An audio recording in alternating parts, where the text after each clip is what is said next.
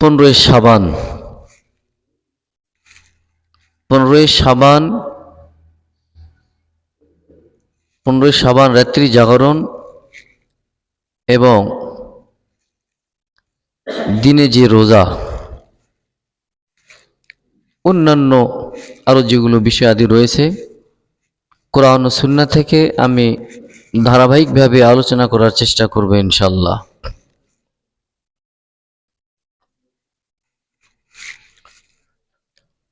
আল্লাহ রাব্বুল আলামিন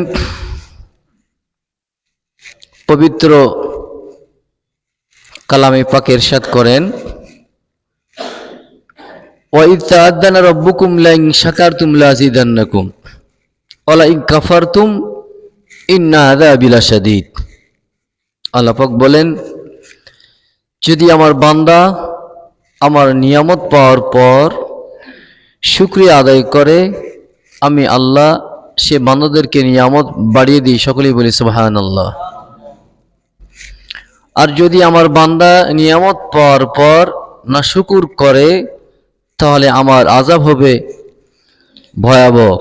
নাউযুবিল্লাহি মিন যালিক। আল্লাহ রাব্বুল আলামিনের রহমত এবং বরকত যেন আমাদের সবার উপরে বর্ষণ হয়, এই আশা আমরা ব্যক্ত করব ইনশাআল্লাহ। সম্মানিত উপস্থিতি,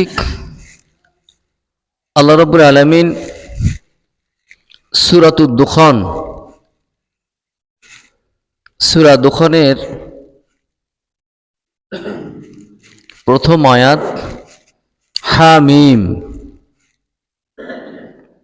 আরবি বর্ণমালা কতটি? 29টি। এর মধ্যে 2টি শব্দ দ্বারা এই সূরার শুরু, হা মিম। সূরা আদ-দুখান, সূরা আদ-দুখান, হা মিম। হা আর মিম অর্থ কে জানে? এ অর্থ একমাত্র আল্লাহই জানেন, অর্থ মানুষ কি জানে না। অল কিতাবিল মুবিন, এ অর্থ আমরা জানি। অল কিতাবিল মুবিন, মুবিন মানে তো সুস্পষ্ট, কিতাব মানে তো কিতাব। তাহলে সুস্পষ্ট কিতাবের শপথ কে শপথ করলেন? আল্লাহ সুবহানাহু ওয়া তাআলা। অল কিতাবিল মুবিন, সুস্পষ্ট কিতাবের শপথ। ইন্না আনজালনা হুফি লাইলাতিম মুবারাকাতিন ইন্না কুন্না মুনজিরিন। ইন্না নিশ্চয় আমি, আনজালনা নাজিল করেছি বা অবতীর্ণ করেছি। হু, হু মানে কাকে বোঝানো হয়েছে? পবিত্র কোরআনকে। ইন্না আনজালনা হুফি, কোরআন, হু মানে কোরআন, ফি মানে মধ্যে, সে কার মধ্যে? এ রাতের মধ্যে। ইন্না আনজালনাহু ফি লাইলাতিম মুবারাকাত, লাইল মানে রাত, মুবারক মানে কি? অত্যন্ত গুরুত্বপূর্ণ বা তাৎপর্যপূর্ণ বা ফজিলতপূর্ণ, ফজিলত। তাহলে অর্থ কি পেলাম? ইন্না আনজালনাহু ফি লাইলাতিম মুবারাকাতিন ইন্না কুন্না মুনজিরিন, যে নিশ্চয় আমি একে অবতীর্ণ করেছি। কাকে? পবিত্র কোরআনকে। কখন অবতীর্ণ করেছেন? রাতে। কোন রাতে? একটি মহা মান্বিত একটি রাত, এই রাতে অবতীর্ণ করেছে পবিত্র কোরআন। ইন্না কুন্না মুনজিরিন, নিশ্চয় আমি প্রেরণকারী, মানে পবিত্র কোরআন আল্লাহ পক্ষ থেকে আসছে, এটাকে বোঝানো হয়েছে আরো। এরপরে বললেন ফিহা ইফরাকু কুল্লু আমরিন হাকিম, যে এর রাতে প্রত্যেক প্রজ্ঞাপূর্ণ বিষয় স্থিরীকৃত হয়। ফিহা ইফরাকু কুল্লু আমরিন হাকিম, এর রাতে প্রত্যেক প্রজ্ঞাপূর্ণ বিষয় স্থিরীকৃত হয়। প্রজ্ঞাপন মানে তো আপনারা ভালোভাবে জানেন, যাই হোক। তাহলে স্পষ্টভাবে আয়াতের দ্বারা প্রতিমান হয়, আমরাম মিন ইনদিনা ইন্না কুন্না মুরসিলিন, যে আমার পক্ষ থেকে আদেশ ক্রমে আমি প্রেরণকারী। আমরুম মিন ইনদিনা ইন্না কুন্না মুরসিলিন, আমার পক্ষ থেকে আদেশক্রমে আমি প্রেরণকারী। আল্লাহ পাক ইরশাদ করলেন, কোথায় ইরশাদ করলেন? সূরা দুখানে। তাহলে রাতের যে বিষয়, পবিত্র কোরআন আল্লাহ পাক অবতীর্ণ করেছেন একটি মহামান্বিত রাতে, লৌহে মাহফুজ থেকে সপ্তম আসমানে প্রেরণ করেছেন। কখন প্রেরণ করেছেন? রাতে, একটি মহামান্বিত রাতে, লৌহে মাহফুজ থেকে সপ্তম আসমানে। এই আসমানে নিয়ে আসার পর মানুষের প্রয়োজনের তাগিদে দীর্ঘ 23 বছর ধরে পবিত্র কোরআন আল্লাহ সুবহানাহু ওয়া তাআলা লৌহে মাহফুজ থেকে রাতের বেলা একই সময় প্রেরণ করেছেন। কোথায়? সপ্তম আসমানে। তো সেখান থেকে মানুষের প্রয়োজনের তাগিদে ধীরে ধীরে বলতে দীর্ঘ 23 বছর ধরে মানুষের প্রয়োজনের তাগিদে আল্লাহ পাক পবিত্র কোরআন অবতীর্ণ করেছে।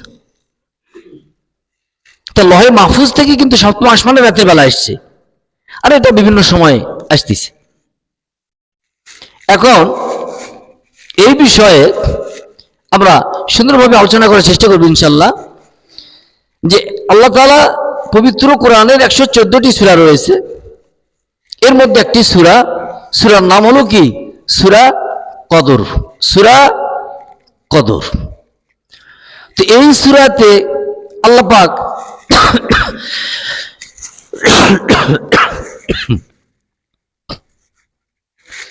এই সূরাতে স্পেসিফিক ভাবে কদরের যে রাত, এই রাতটাকে সূরাতে বর্ণনা করেছেন স্পেসিফিক ভাবে, যেটা কদরের রাত, সে সূরার নামে দিয়েছে কদর। আর সূরা দুখানের মধ্যে কি বললেন? এখানে বললেন ফিহা ইফরাকু কুল্লু আমরিন হাকিম, এই রাতে প্রত্যেক প্রজ্ঞাপূর্ণ বিষয় স্থিরীকৃত হয়। তো স্পষ্টভাবে বলে দিয়েছেন। এই বিষয়ে পবিত্র কোরআনের যে আয়াত, এই আয়াতের দ্বারা আল্লাহ সুবহানাহু ওয়া তাআলা স্পষ্টভাবে এখানে বর্ণনা করেছেন যে এই রাতে প্রত্যেক প্রজ্ঞাপূর্ণ বিষয় স্থিরীকৃত হয়। ফিহা ইফরাকু কুল্লু আমরিন হাকিম। এখন এই বিষয়ে আমরা হাদিসের শরণাপন্ন হব, হাদিস থেকে বিষয়গুলো আমরা জানার চেষ্টা করব ইনশাআল্লাহ। আল্লাহ রাব্বুল আলামিন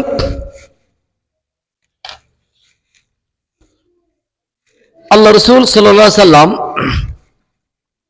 হাদিসে বর্ণনা করেছেন, আম্মা বাদ ফাকাদ হানা শাহরু শাবান, অতঃপর শুনুন যে শাবান মাস নিকটে এসে পৌঁছেছে। আম্মা বাদ ফাকাদ হানা শাহরু শাবান, অতঃপর শুনুন কি এসেছে? শাবান মাস নিকটে এসে পৌঁছেছে। আল্লাযী হুয়া মুকদ্দিমাতু রমাদান,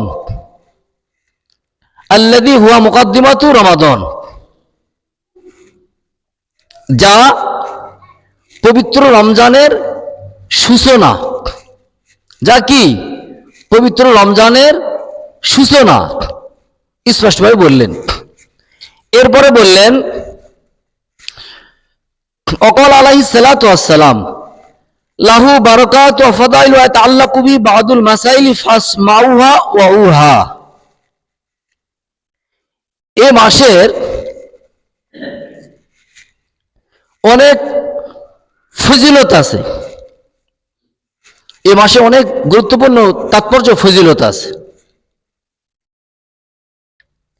এবং ইয়ার সংশ্লিষ্ট কতিপয় মাসালাও আছে। ওয়া শুনুন এবং স্মরণ রাখুন। ওয়াকান আলাইহিস সালাতু ওয়াস সালাম আহসু হিলাল শাবান আলী রমাদান, আল্লাহ রসুল সাল্লাল্লাহু আলাইহি সাল্লাম বললেন যে তোমরা শাবান মাসের চাঁদের কি করো, হিসাব রাখো।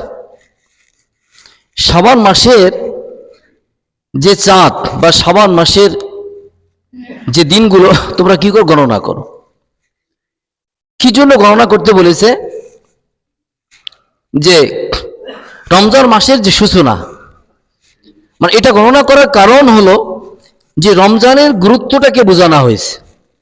আমরা যে রমজানের গুরুত্বটা বুঝি, এই রমজানের গুরুত্ব বোঝার জন্য আল্লাহ রাসূল সাল্লাল্লাহু আলাইহি সাল্লাম আমাদের উদ্দেশ্যে তিনি আলোচনা করেছেন রমজানের গুরুত্ব বুঝার জন্য।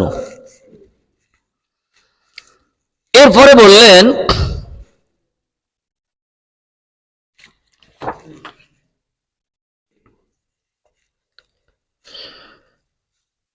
وقال عليه الصلاة والسلام في هذه الليلة يعني ليلة النصف من شعبان। আল্লাহ রসুল সাল্লাল্লাহু আলাইহি ওয়াসাল্লাম এই শাবান মাসের 15 তারিখের যে রাত, এই রাত সম্পর্কে তিনি ইরশাদ করেন।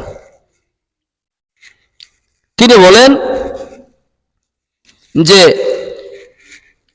এই শাবান মাসের যে 15 তারিখের রাত, এই রাতে প্রতিটি আদম সন্তান যে পৃথিবীতে জন্ম লাভ করবে, এদের কি করা হয়? তালিকা প্রস্তুত করা হয়। এক বছর, এই বছরে যতগুলো আদম সন্তান পৃথিবীতে আসবে সে তালিকা প্রস্তুত করা হয়। এই এক বছরে যতগুলো আদম সন্তান পৃথিবী থেকে বিদায় নিবে, এদেরও তালিকা কি করা হয়? প্রস্তুত করা হয়।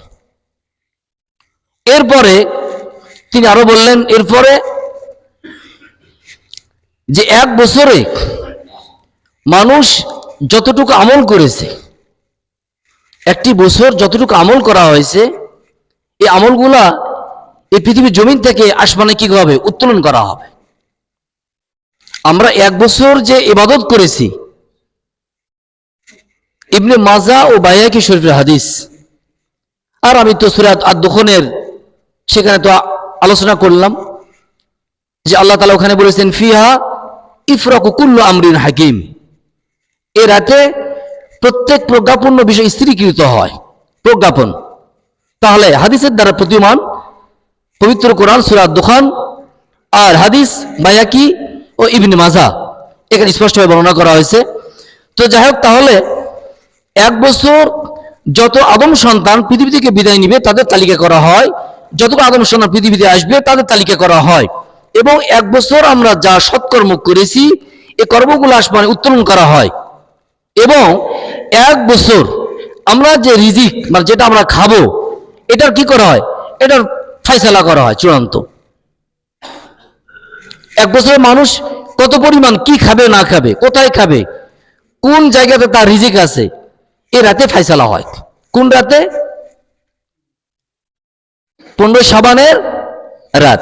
ওয়ালাল লাইলু সাবিকুন নাহার, ইসলামী শরিয়ার নির্দেশ পবিত্র কোরআনের সূরা ইয়াসিনের মধ্যে স্পষ্ট আল্লাহ তাআলা বর্ণনা করেছেন, ওয়ালাল লাইলু সাবিকুন নাহার, লাইল মানে রাত, নাহার মানে দিন। আগে আসে রাত, এরপর আসে দিন। আগে কি আসে? ইসলামী শরিয়ার নির্দেশ আগে কি আসে? আগে আসে রাত, এরপরে দিন। তাহলে 15 শাবানের আগে আসবে রাত, এরপরে আসবে দিন।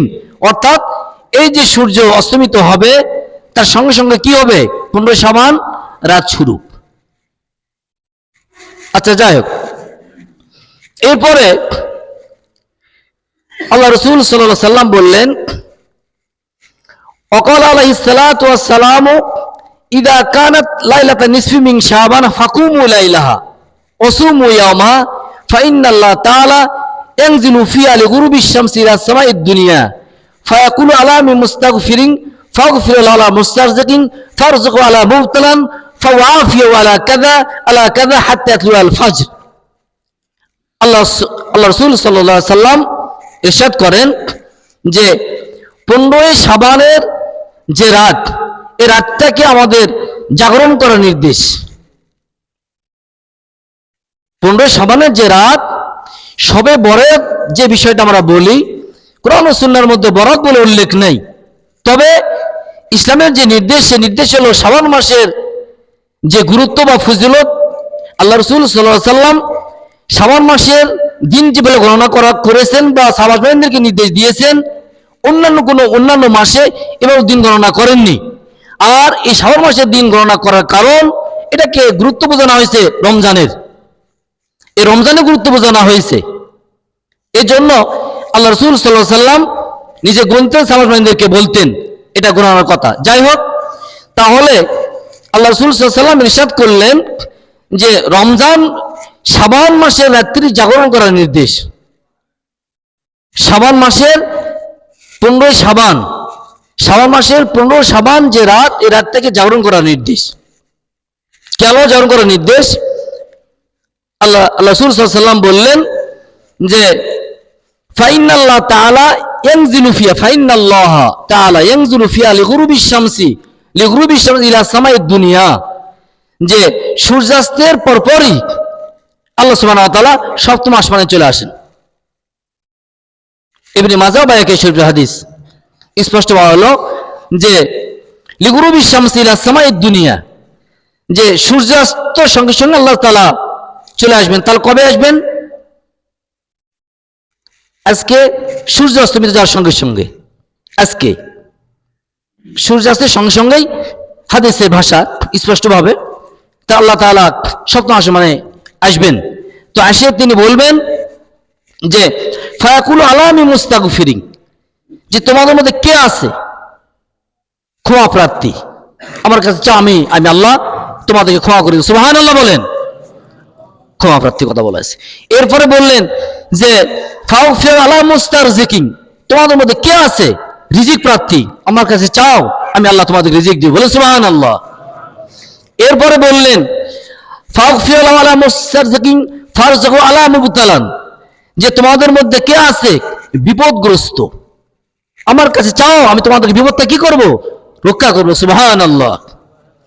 তাহলে আল্লাহ পাক আমাদেরকে এভাবে কি করবেন? আহ্বান করবেন।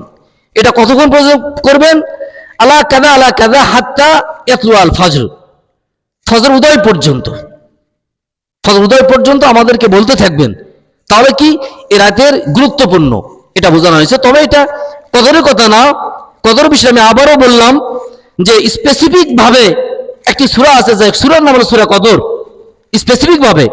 আর এই যে শাবান মাস, সবে বরাত না, তবে শাবান মাসের যে 15 তারিখের যে রাত, এই রাতের যে গুরুত্ব, এটা সূরা দুখান, এই দুখানের মধ্যে স্পষ্ট বললেন ফিহা ইফরাকু। আমি শুরুতে আলোচনা করেছি বিষয়গুলো, যারা পরে আসছেন তারা হয়তো বিষয়টা মালুম হয়েছেন। যাই হোক, এখানে বলা আছে যে হামিম, আরবি বর্ণমালা 29টি, হামিম সূরা দুখানের শুরুতেই। হামিম অর্থ তিনি আল্লাহ ভালো জানেন, তিনি আল্লাহ ভালো জানেন। অল কিতাবিল মুবিন, সুস্পষ্ট কিতাবের শপথ আল্লাহ বলেছেন, সুস্পষ্ট কিতাবের শপথ করে বলছেন। ইন্না আনজালনাহু ফি লাইলাতিন মুবারাকাতিন ইন্না কুন্না মুনজিরিন, নিশ্চয়ই আমি একে অবতীর্ণ করেছি বা নাজিল করেছি এক মহামান্বিত রাতে। যা কাকে? পবিত্র কোরআনকে যা বোঝানো হয়েছে, সবে কদরকে বোঝানো হয়েছে এই আয়াতের দ্বারাই। এরপরে বললেন ফিহা ইফরাকু কুল্লু আমরিন হাকিম, এতে প্রত্যেক প্রকারপূর্ণ বিষয় স্থিরীকৃত হয়। অর্থাৎ এই বিষয়টা সূরা কদরের মধ্যে নাই, এটা হাদিসের মধ্যে পাওয়া যাচ্ছে। এটা বলা হয়েছে এই শাবান মাসের 15 তারিখের এই ফজিলত। সহিহ বুখারী হাদিস, ফাইন্না কুল্লা মুহাদ্দাসাতিন বিদআ ওয়া কুল্লা বিদআতিন দালালা ওয়া কুল্লা দালালাতিন ফিন্নার, যে একটি বিদআত হলো গুমরাহি, আর একটি গুমরাহি হলো জাহান্নামের জন্য যথেষ্ট। গুমরাহিটা কি? উদাহরণ হিসেবে কোরআন হাদিসে পাওয়া যাচ্ছে যে আল্লাহ তাআলা আসবেন সপ্তম আসমানে। যদি প্রাইম মিনিস্টার আমাদের নিহত উপজেলায় আসে, এটা গেটের হিসাব থাকবে না, কত গেট হবে হিসাব নাই। কিন্তু দিনই আসমান এবং জমিন এবং যার মাঝখানে যা কিছু আছে, দৃষ্টিতে যেগুলো দেখা যায়, দৃষ্টিতে যেগুলো দেখা যায় না, সবকিছুর মালিক কে? আল্লাহ সুবহানাহু ওয়া তাআলা। তিনি আল্লাহ সপ্তম আসমানে আসবেন, তা আমাদেরকে কেমন হওয়ার দরকার? নাকি কোনো সন্দেহ আছে? এটা প্রাইম মিনিস্টার যদি উপজেলাতে আসে নিহতপুর, গেটের হিসাব নাই। বিশেষ করে যারা সরকারি কর্মকর্তা, এদের তো অন্যরকম ভাবে ব্যস্ততা আছে না? নাই, ব্যস্ততা আছে। যিনি আসমান এবং জমিনের মালিক, পৃথিবীতে যা কিছু আছে, যেগুলো চোখে দেখা যায়, যেগুলো চোখে দেখা যায় না, সবকিছুর মালিক কে? আল্লাহ সুবহানাহু ওয়া তাআলা। সে আল্লাহ যদি আসমানে আসমানে নেমে আসে, সপ্তম আসমানে, যদি বলে কে কি চাও আমার কাছে আমি দিব, তাহলে কোন মুমিন ঘুমিয়ে থাকতে পারে? কোন মুমিন ঘুমিয়ে থাকতে পারে না। তো যাই হোক, সম্মানিত উপস্থিতি, অবশ্যই যে ঈদ, ঈদুল ফিতর, ঈদুল ফিতর, ঈদুল আজহা, ঈদুল আজহা, ঈদুল আজহাকে ঈদুল ফিতর বলা যাবে না, ঈদুল ফিতরকে ঈদুল আজহা বলা যাবে না। রমজান মাস রমজান মাস, শাবান মাস শাবান মাস, যে মাসে যে গুরুত্ব, এই গুরুত্বটা আমাদের কি করতে হবে? বুঝতে হবে, আমাদেরকে বুঝতে হবে। এখানে কোরআন হাদিসে সকল দিনের কথা বলেননি, সকল রাতের কথা বলেননি। বলেছে কি? এখন বলেছে কি? যে শাবান মাসের 15 তারিখের রাত, এরপরে গুরুত্ব বোঝানো হয়েছে শবে কদরের রাত। তাহলে স্পেসিফিক ভাবে এই রাতগুলোর গুরুত্ব বেশি। সুতরাং গুরুত্ব যদি বেশি হয়, তাহলে আমাদেরকে কি করতে হবে? এটা কি কাজে লাগাতে হবে, কাজে লাগাতে হবে।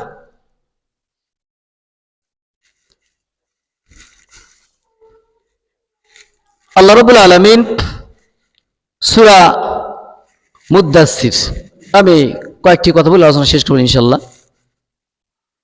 আমরা আজকে মানুষ, সামাজিক জীব, সমাজে বসবাস করি।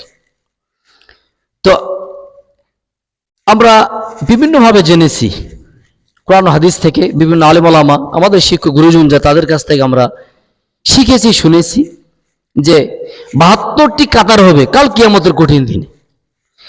কাতার যতগুলাই হোক আপত্তি নাই, কিন্তু দল হবে কয়টা? দল হবে কয়টা? 2টা দল। কাতার যতগুলো হোক আপত্তি নাই, কিন্তু দল হবে কয়টা? 2টা দল হবে। কি কি দল? একটি হলো জান্নাতি, একটি হলো জাহান্নামী। ফাদখুলি ফি ইবাদি ওয়াদখুলি জান্নাত। কোন সন্দেহ আছে? কোন সন্দেহ আছে? তাহলে আমরা যতই কাতার হোক 2টা দল হয়ে যাব। যে 2টা দল হব আমাদের মধ্য থেকে, আমি জাহান্নামে যাব, আপনি জান্নাতে যাবেন, আপনি জান্নাতে যাবেন, আমি জাহান্নামে যাব, এরকম তো হবে। তো এই বিষয়ে আল্লাহ বললেন সূরা মুদ্দাসসিরের মধ্যে, ফি জান্নাতিন ইয়াতাসাআলুন আনিল মুজরিমিন মা সালাকাকুম ফি সাকার ক্বালু লাম নাকু মিনাল মুসাল্লিন ওয়া লাম নাকু নুতঈমুল মিসকিন ওয়া কুন্না নাখুদু মা'আল খায়িদিন। সেদিন কিয়ামতের ফায়সালা চূড়ান্ত হওয়ার পর জান্নাতি জাহান্নামীদের মধ্যে কথোপকথন হবে। তো বলবে, ফি জান্নাতি ইয়াতাসাআলুন আনিল মুজরিমিন, অপরাধী তোমাদের অবস্থা কেন?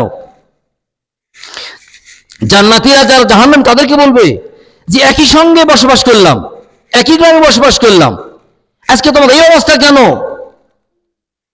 মা সালাকাকুম ফি সাকর, তোমার অপরাধীরা বলবে মা সালাকাকুম ফি সাকর, যে আমরা কি করতাম না। মা সালাকাকুম ফি সাকর, যে তাদেরকে বলা যখন হবে তখন বলবে যে ক্বালু লাম নাকু মিনাল মুসাল্লিন, আমরা কি করতাম না? নামাজ পড়তাম না। ক্বালু লাম নাকু মিনাল মুসাল্লিন, নামাজ পড়তাম না। এরপর ওয়ালাম্মা নাখুদু মা, ক্বালু লাম নাকু মিনাল মুসাল্লিন ওয়ালাম নাকু নুতঈমুল মিসকিন, যে আমরা কি করতাম না? অভাবগ্রস্তদেরকে খাওয়াতাম না। অকুন্না নাখুদু মা'আল খায়িদিন, আর আমরা কি করতাম? বিভিন্ন স্টলে, বিভিন্ন দোকানপাটে বসে বসে কি করতাম? সমালোচনা করতাম। কাদের সমালোচনা? পশু পাখির তো সমালোচনা করি না। পশু পাখির করি? মানুষের করি। আমার ভাইয়ের আমি সমালোচনা করি, আমার বাবার আমি সমালোচনা করি, আমার চাচার আমি সমালোচনা করি। পশু পাখির তো সমালোচনা করি না। এটা হলো চূড়ান্ত দিনের কথা। এই 3টি বিষয় জাহান্নামীদের মধ্যে কি? 3টি বিষয়। তাহলে 3টি বিষয় যদি জাহান্নাম হয়ে থাকে, সূরা মুদ্দাসসির স্পষ্ট আয়াত, অস্পষ্ট আয়াত না, এটা হাদিস না, কোরআনের মধ্যে স্পষ্ট বললেন 3টি বিষয়। ওদের জাহান্নামী কেন? তোমরা জাহান্নামী 3টি বিষয়। নামাজ, অভাবগ্রস্তদেরকে খাওয়ার দিতে, আহার দিতাম না, আর কি করে সমালোচনা করতাম। তাহলে তিনটি কারণে যদি জাহান্নামী হয়ে থাকি, তাহলে এই তিনটি কাজ আমাদেরকে বর্জন করতে হবে না হবে না? আল্লাহ তাআলা আজকে থেকে যেন আমরা শিক্ষা নিই, এই তৌফিক আল্লাহ সুবহানাহু ওয়া তাআলা আমাদেরকে দান করেন। সকলে আল্লাহুম্মা আমিন।